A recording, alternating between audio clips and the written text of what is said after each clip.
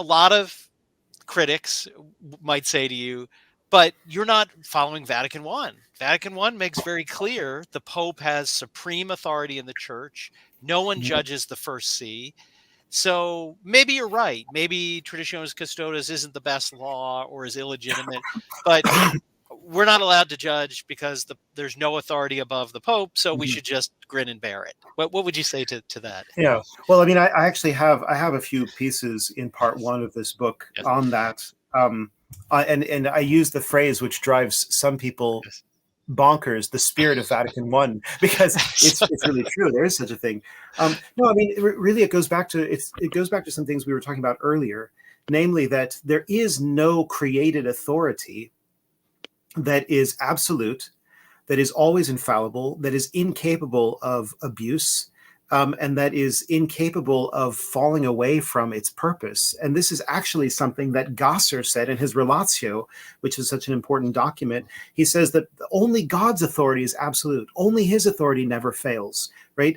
Now, it's true that what Vatican I defines is within certain defined limits. It talks about the doctrinal infallibility of the Pope, and it talks about his supreme, basically executive, judicial, legislative authority.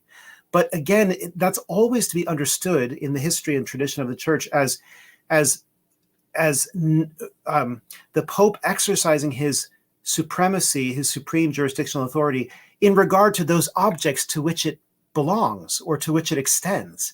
The thought, for example, that the traditional liturgical rites of the church, organically developed from apostolic rites and continually defended by the church throughout her whole history, would be subject to the Pope's arbitrary whims, and that he could dismantle them completely or forbid them. That's completely insane. That's nothing that has ever been thought, right?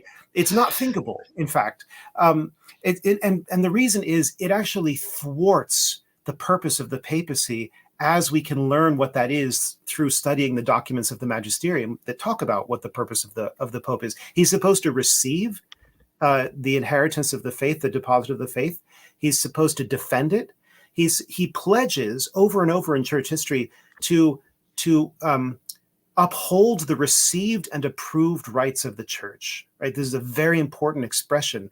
Precisely not the ones that he invented or that somebody invented for him, but the ones that have been handed down to him and practiced by his predecessors. This is very much a part of papal authority that is conveniently perhaps neglected by the hyperpapalists, right? They have a vacuum, they have a sort of, they have a tunnel vision about Vatican I, where they just look at a few paragraphs. They don't even look at the whole of Vatican I, much less the Relatio of Gasser, much less the rest of church history and magisterium. So they have this tunnel vision.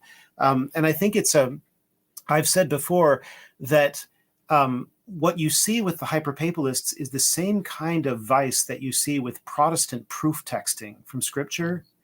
That is, the Protestant thinks he's defeated you by flinging at you some verse from St. Paul about justified by faith alone, ignoring everything else that St. Paul says, or St. James, or St. Peter, or St. John, or anybody else, or Christ, for that matter.